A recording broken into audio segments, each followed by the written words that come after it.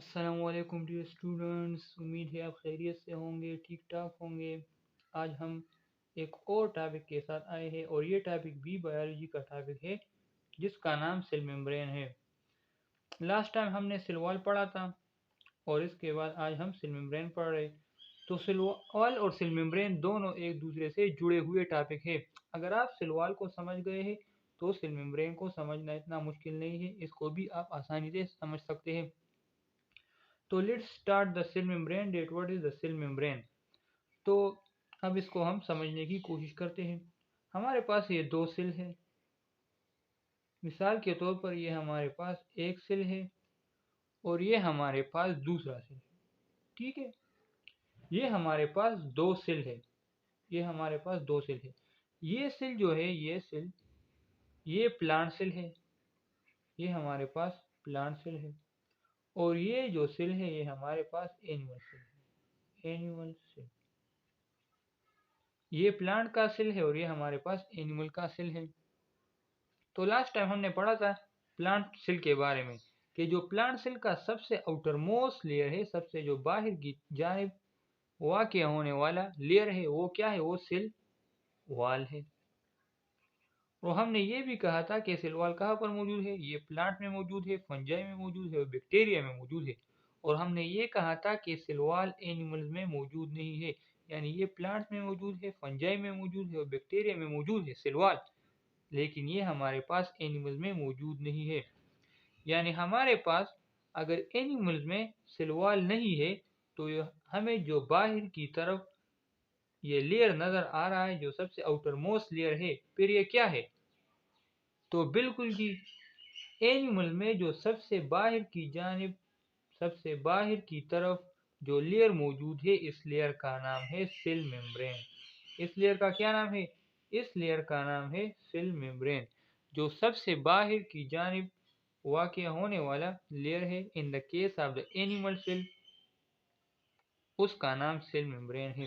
अच्छा, एनिमल में सबसे बाहर की जानिब ये वाक़या है, तो प्लांट्स में कहाँ पर वाक़या है?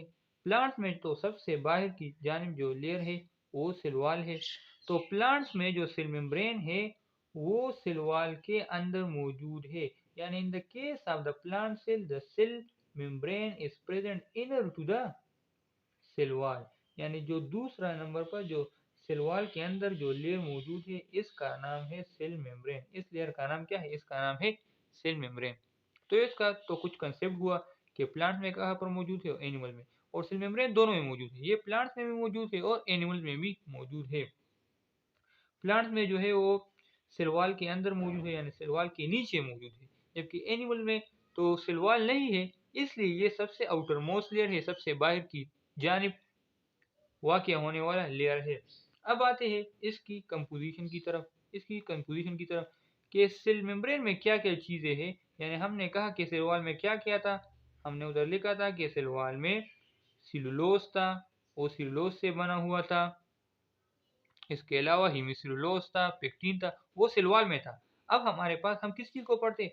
अब हम सेल मेम्ब्रेन को पढ़ते हैं कि सेल मेम्ब्रेन में क्या-क्या चीज़ें हैं, यानी इसकी कंपोजिशन क्या है।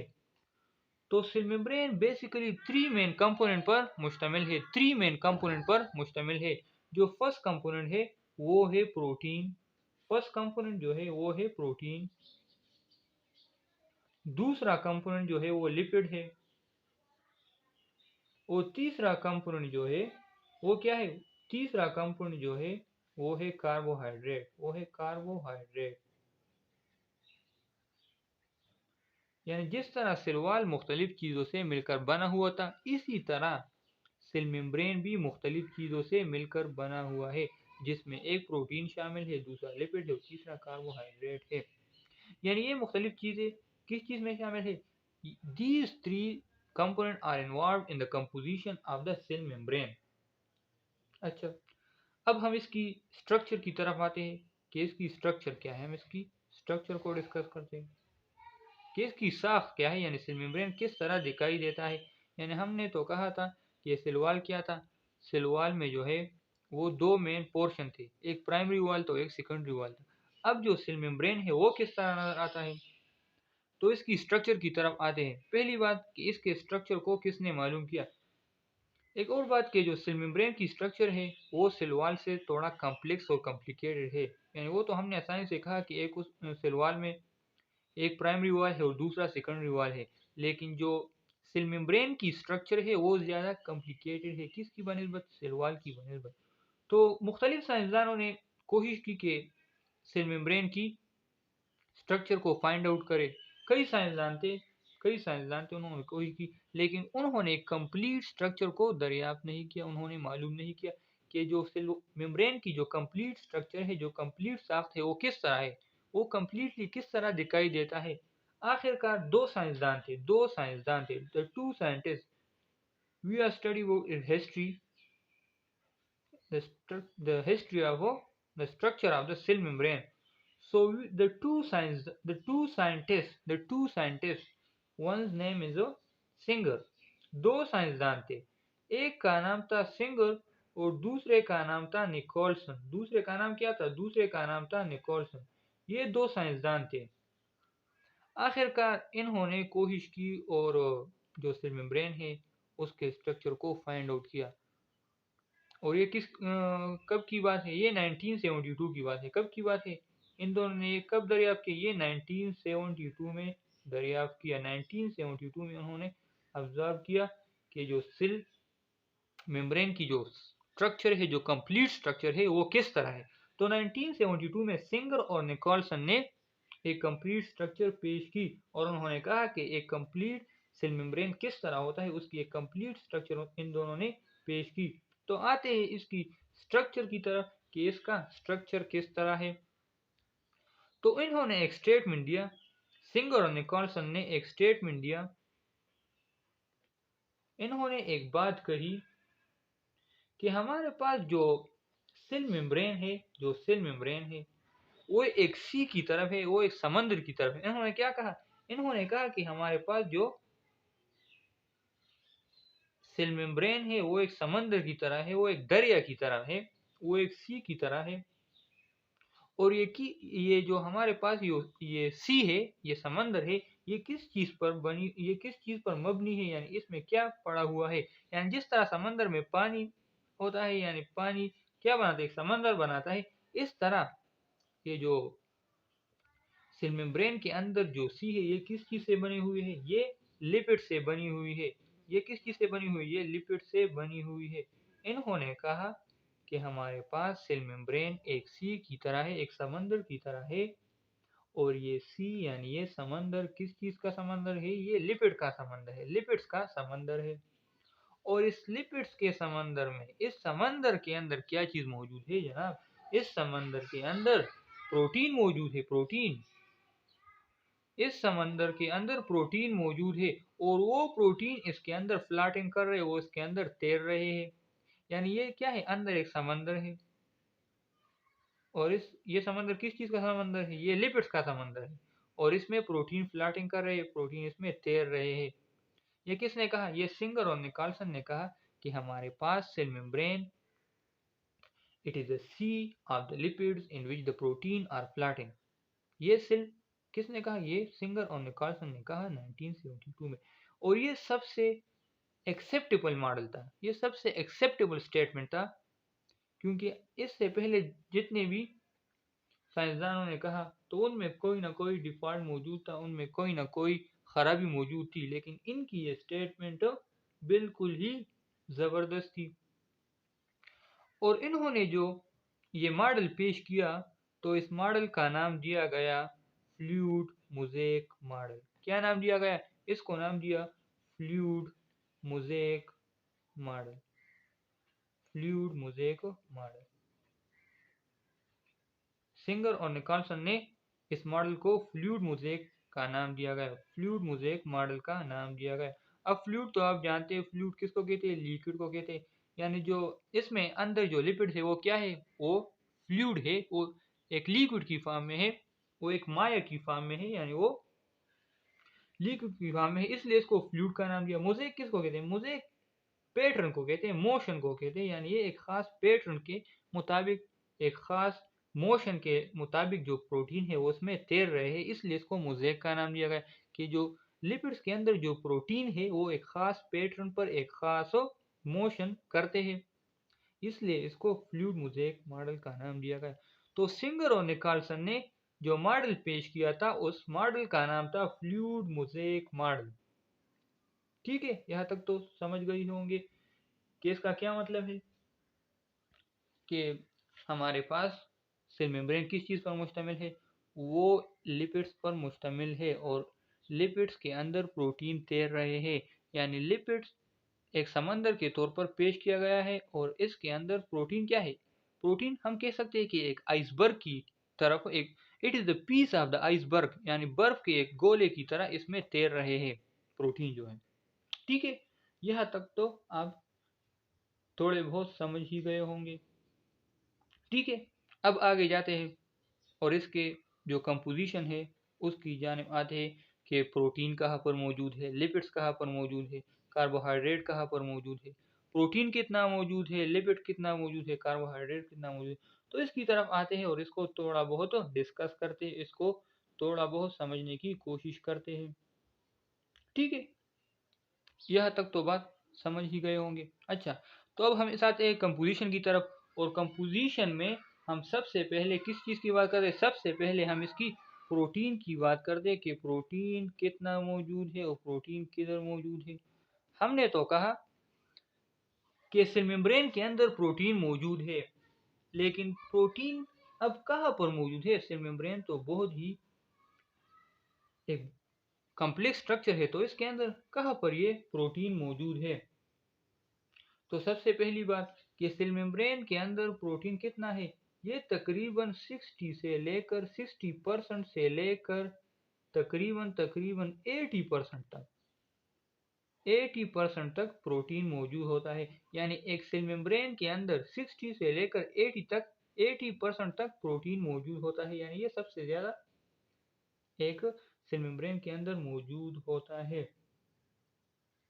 ठीक है, अब जो प्रोटीन है, अच्छा, तो इसमें एक तो प्रोटीन मौजूद है, पहला जो कंपोनेंट है वो प्रोटीन है और प्रोटीन तकरीबन 60 से लेकर 80% मौजूद है, यानी सेल मेम्ब्रेन के अंदर 60 से लेकर 80% तक प्रोटीन है। दूसरा जो है वो है लिपिड, दूसरा है लिपिड। लिपिड मौजूद है किस चीज़ में, सेल मेम्ब्रेन में, और जो लिपिड मौजूद है उस लिपिड का नाम है फास्फोलिपिड। उस लिपिड का क्या नाम है, उसका नाम है फास्फोलिपिड। यानी फास्फोलिपिड ये लिपिड की एक टाइप है, लिपिड की एक किस्म है। दूसरा लिपिड मौजूद है और लिपिड को फास्फोलिपिड, कौन सा लिपिड मौजूद है, वो फास्फोलिपिड मौजूद है। और फास्फोलिपिड तकरीबन 20% से लेकर 40% तक 20% से लेकर 40% तक मौजूद है, यानी 20 से लेकर 40% तक लिपिड्स मौजूद है। इसके बाद जो तीसरा कंपोनेंट है वो कार्बोहाइड्रेट है। कार्बोहाइड्रेट है, वो क्या है, वो है कार्बोहाइड्रेट। और कार्बोहाइड्रेट बहुत ही कम मिकदार में मौजूद है, तकरीबन लेस देन 1% से भी कम मिकदार में मौजूद है। Less than 1% of the carbohydrate are present in the cell membrane. तो ये तो इसके तीन मेन कंपोनेंट है सेल मेम्ब्रेन के सेल मेम्ब्रेन इन तीन मेन चीज़ों पर मुश्तमिल है। उसमें एक प्रोटीन है, एक लिपिड है, एक कार्बोहाइड्रेट है।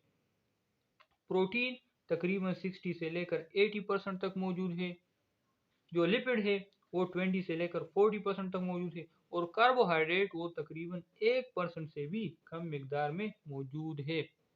अच्छा, तो अब हम सेल मेम्ब्रेन को एक स्ट्रक्चर की मदद से समझने की कोशिश करते हैं कि ये किस तरह है। इसको हम एक स्ट्रक्चर की मदद से समझते हैं।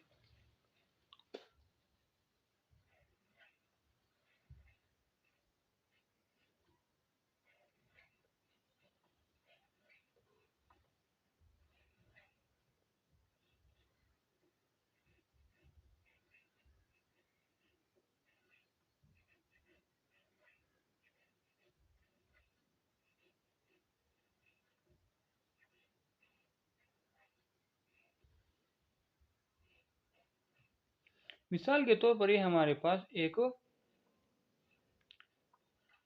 सेल मेम्ब्रेन है।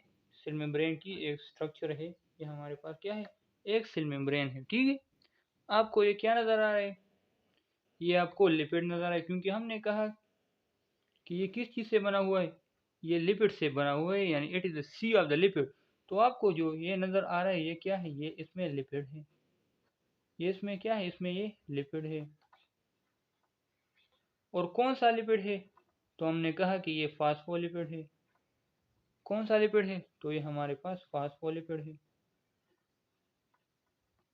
हमने ये भी कहा कि ये कितना, ये तकरीबन 20 से लेकर 40% मौजूद है।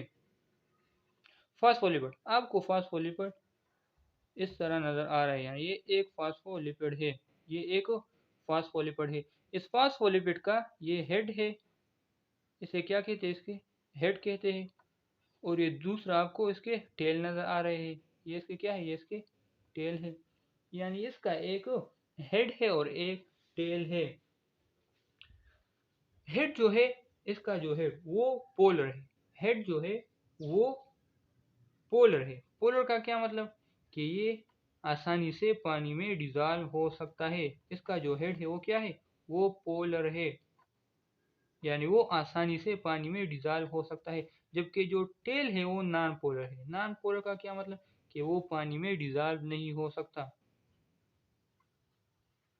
यानी वाटर भी पोलर है और ये भी पोलर है, तो हमें पता है कि like dissolve like, so the polar is dissolved in the polar. Water is a polar molecule.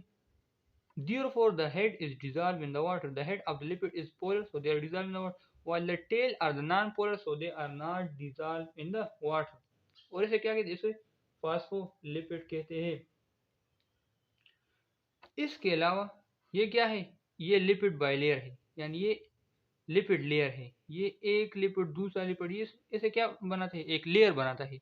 ये एक लेयर बनाता है और इस तरह ये दूसरा लेयर बनाता है।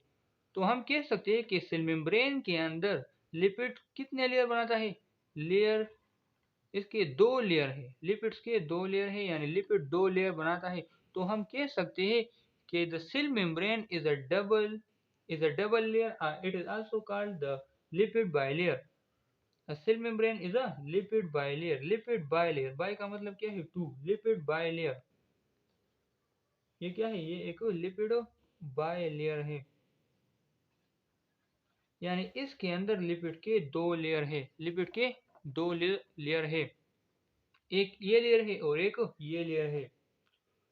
और जो लिपिड बाइलेयर है, ये जो हमारे पास लिपिड बाइलेयर है, ये हमारे पास सेमी परमिएबल है। सेमी परमिएबल, आपने पिछली टॉपिक में भी परमिएबल का लफ्ज सुना होगा। और हमने क्या कहा था कि परमिएबल किसे कहते हैं, जी बिल्कुल, हमने कहा था कि परमिएबल उस चीज को कहते हैं जिससे जिससे सब्सटेंस बासानी एक तरफ से दूसरी तरफ जा सकते हैं। हमने ये भी कहा था कि Silwal is a permeable membrane, यानी सिलवाल से तमाम चीजें बासानी पास हो सकती है।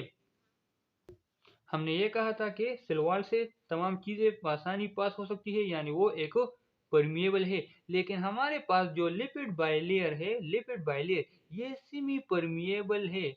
लिपिड बाइलेयर हमारे पास ये क्या है, लिपिड बाइलेयर है, यानी इसमें मुख्तलिफ फास्फोलिपिड इकट्ठे होकर एक ये लेयर बनाता है और एक ये लेयर, यानी ये दो लेयर बनाता है, तो इसको हम लिपिड बाइलेयर कहते हैं। और ये लिपिड बाइलेयर सेमी परमिएबल है। अब इसको समझो कि सेमी परमिएबल किससे कहते हैं। सेमी का मतलब होता है हाफ, सेमी का क्या होता है मतलब, इसका मतलब होता है हाफ।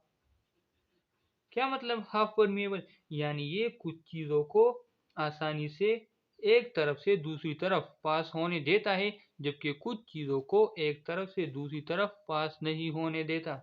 सेमी परमिएबल का ये मतलब है, समझ गए। यानी कुछ चीजें तो सेल मेम्ब्रेन से बाहर जा सकती है, लेकिन हर एक चीज बाहर आ जा नहीं सकती। सेमी परमिएबल का ये मतलब है। तो ये तो सब कुछ किसके बारे में हुआ, ये तो लिपिड के बारे में हुआ कि लिपिड क्या है, ये दो लेयर बनाता है, इसलिए इसको लिपिड बाइलेयर भी कहा जाता है। और कौन सा लिपिड है, वो फास्फोलिपिड है। फास्फोलिपिड का क्या है, एक हेड है, टेल है। हेड पोलर है, टेल नॉन पोलर है। और इसी तरह लिपिड बाइलेयर ये एक सेमी परमिएबल मेम्ब्रेन है। तो ये तो सब कुछ हमारे पास लिपिड के बारे में हुआ। ठीक है, लिपिड पर तो आप थोड़ा बहुत समझ गए होंगे। दूसरा हमारे पास है प्रोटीन। दूसरा हमारे पास क्या है? वो है प्रोटीन। दूसरा हमारे पास है प्रोटीन। और हमने कहा कि प्रोटीन प्रोटीन कितनी परसेंट में मौजूद है? तो प्रोटीन तकरीबन 60 से लेकर 80% तक मौजूद है सेल मेम्ब्रेन में। सेल मेम्ब्रेन के अंदर प्रोटीन कितनी परसेंट में मौजूद है? तकरीबन 60 से लेकर 80% तक मौजूद है। अब ये कहाँ पर मौजूद है? तो ये भी सेल मेम्ब्रेन में मौजूद है, लेकिन सेल मेम्ब्रेन के अंदर कहाँ पर मौजूद है? तो प्रोटीन को दो टाइप्स में डिवाइड किया गया है। कितने टाइप्स में? दो टाइप्स में डिवाइड किया गया है।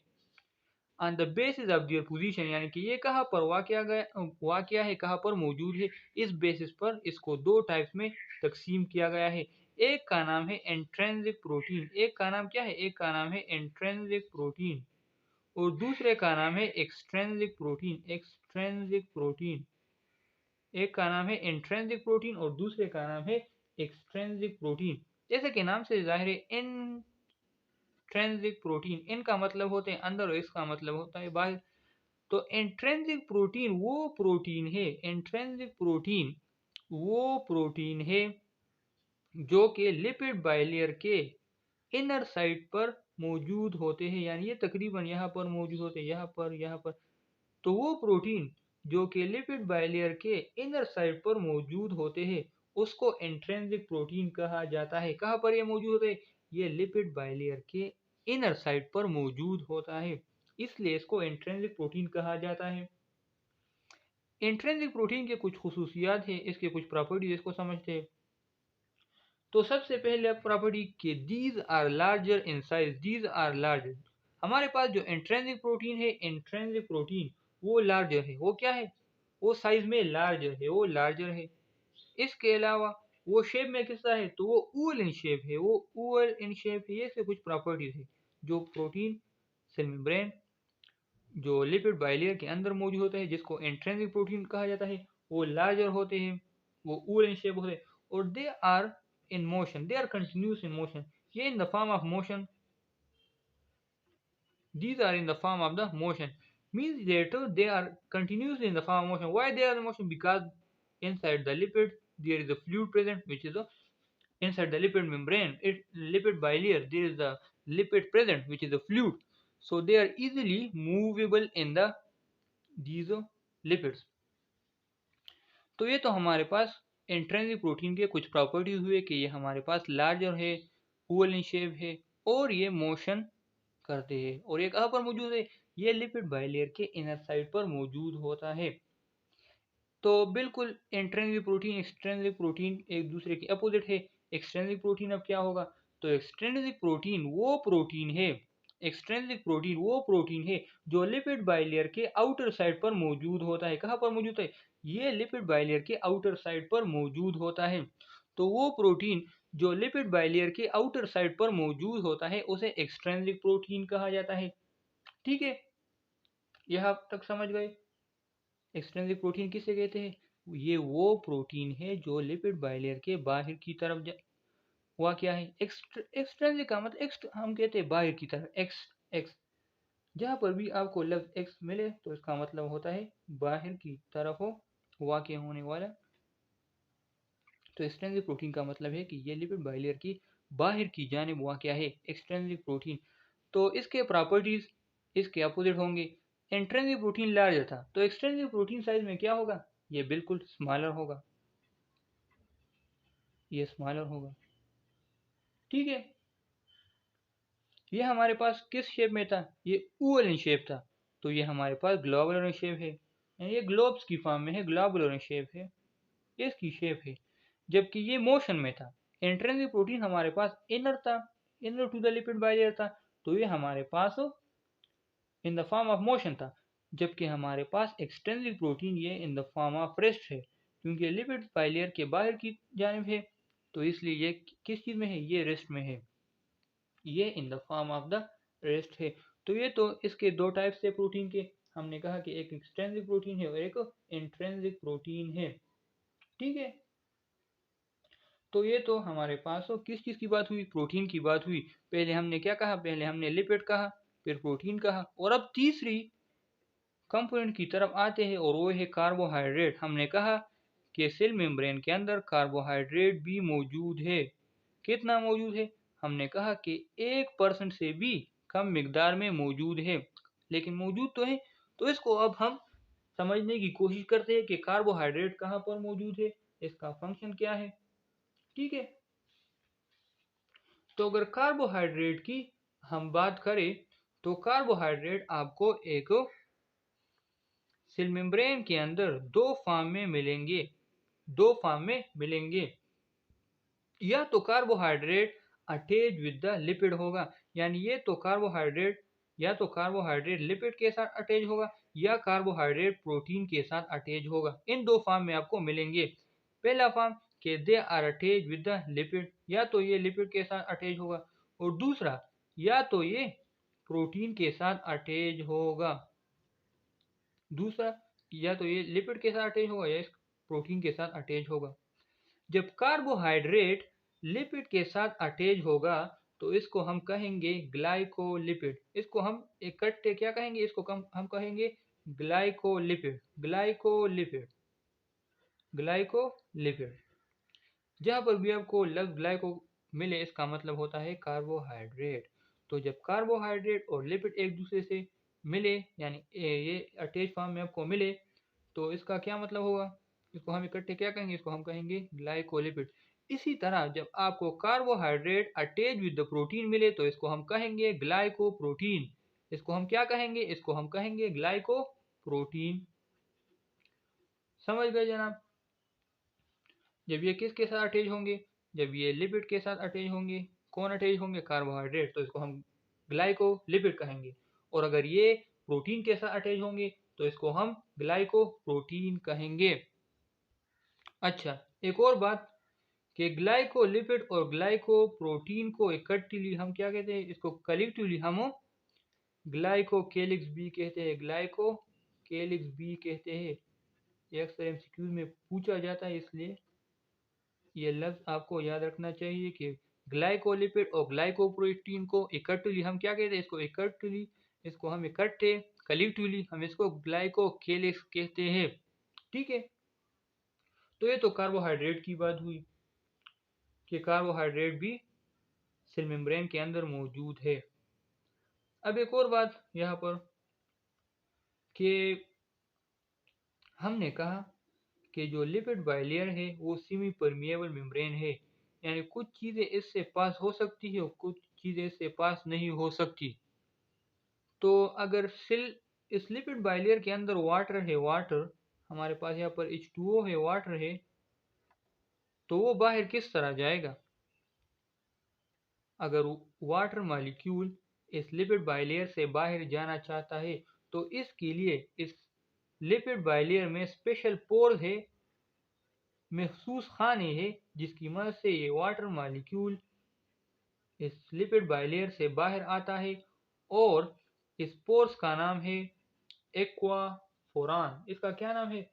इसका नाम है एक्वाफोरान।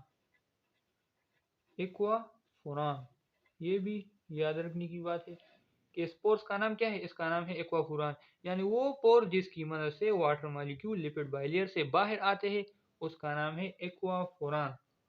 तो ये तो इसकी कंपोजिशन की बात हुई। अब आते हैं इसकी फंक्शन की जानिब कि सेल मेम्ब्रेन का जो मेन फंक्शन है वो क्या है? मेन फंक्शन क्या है, यानी ये क्या काम करता है? तो सबसे पहली बात कि प्रोटेक्शन। पहली बात तो प्रोटेक्शन है। प्रोटेक्शन क्यों? क्योंकि हमने इब्तिदा में कहा कि सेल मेम्ब्रेन एनिमल में सबसे बाहर की जानिब वाक़या होने वाला मेम्ब्रेन है, इसलिए ये एनिमल सेल को प्रोटेक्ट करता है, उसकी हिफाजत करता है, उसको शेप देता है, उसको सपोर्ट मुहैया करता है, तो इसकी प्रोटेक्शन करता है। इसके साथ साथ क्योंकि एनिमल सेल में भी, प्लांट सेल में भी मौजूद है, इसके साथ साथ प्लांट सेल में भी इसके कुछ रोल है, जैसे इसको भी शेप मुहैया करता है, उसको सपोर्ट भी देता है। इसके अलावा इसका एक और रोल भी है कि ये secretion of the different hormones और डिफरेंट एंजाइम भी करता है, सिक्रीशन। इसके साथ साथ ये सिक्रीशन भी करता है, यानी ये मुख्तलिफ हार्मोन्स और एंजाइम को भी सिक्रीट करता है, जो कि यूजफुल सब्सटेंसेस है, हमारी बॉडी के लिए मुफीद है। तो ये भी कौन करता है? ये सेल मेम्ब्रेन करता है या प्लाज्मा मेम्ब्रेन करता है। सेल मेम्ब्रेन को प्लाज्मा मेम्ब्रेन भी कहा जाता है। तो ये तो इसके मुख्तलिफ फंक्शन है, यानी ये protection to a cell, protection it gives the protection to a cell. It secretes some useful substance such as the enzymes, the hormones. तो ये तो आज का हमारा टॉपिक था सेल मेम्ब्रेन के बारे में। उम्मीद है थोड़ा बहुत आपको आइडिया मिल चुका होगा कि सेल मेम्ब्रेन क्या है। तो हमने कहा कि what is cell membrane. So cell membrane is a elastic, the semi-permeable membrane which is present in both the plant cell as well as in the animal cell. In the animal cell it is the outermost layer, while in the plant cell it is inner to the cell wall. तो हमने ये तफसील के साथ cell membrane को आज discuss किया। इसके साथ साथ मैं आपको एक और बात भी बताता चलूँ कि बायोलॉजी में एक टॉपिक दूसरे के साथ लिंक होती है। जिस तरह हमने पहले सेल वॉल पढ़ा, अब सेल मेम्ब्रेन पढ़ा, दोनों एक दूसरे के साथ लिंक थे। इसके बाद हम जब तीसरा टॉपिक पढ़ेंगे तो वो भी इसके साथ लिंक होगा। तो आप इन बातों को अपने जहन में याद रखा करें, इसको थोड़ा बहुत पढ़ लिया करें। उम्मीद है आपको आज का टॉपिक अच्छा लगा होगा। मुझे यानी तारिक अख्तर को अपनी दुआओं में याद रखें। अस्सलाम।